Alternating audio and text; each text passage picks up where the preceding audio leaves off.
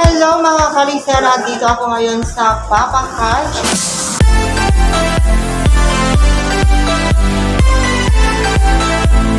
Kasama ko si Ate Ena na bumibili ng karne ng baboy, baka. Ayan.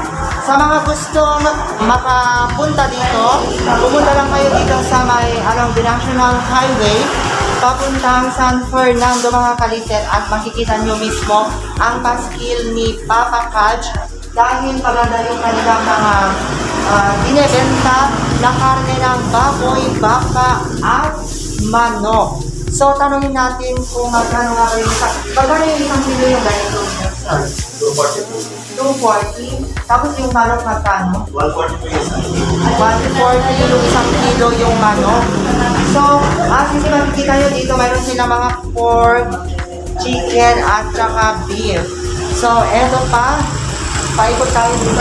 Mayroon sila mga available na product na frozen product. Ayan, ham, tocino, embutido, hotdog, chicken nuggets, at marami pang iba bagay na bagay ngayong darating na Kapaskuhan. So mga kaliser, ano pa ang ginagawa nyo?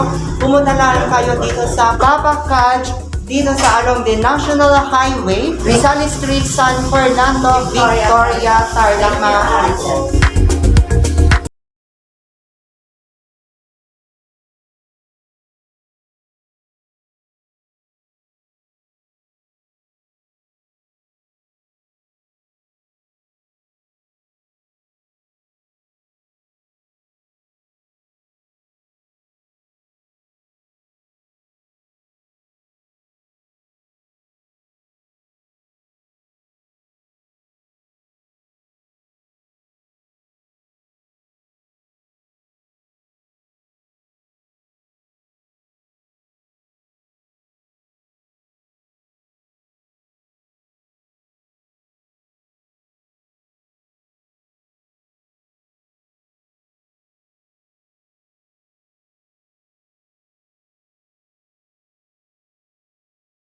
Pili na kayo dahil uwi na kami. Thank you so much. Security.